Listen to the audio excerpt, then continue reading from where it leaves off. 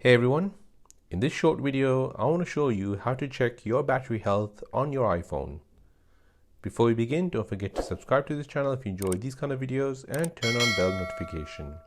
If this video helps you out, then please hit that like button and let me know in the comment section down below. So this is a really useful feature built into your iPhone, as this will tell you if your iPhone battery is healthy or needs replacing. To begin with, let's open up your settings app. Now scroll down and tap on battery. Now tap on battery health. This screen will show you the maximum capacity of your battery. Mine is currently at 100%, but anything above 80% is good. Anything below that, you need to get it changed as soon as possible. And there you go guys, that is how to check your battery health on your iPhone. My name is Karthik and you're watching The Simple Dad. Thanks for watching, see you in the next one.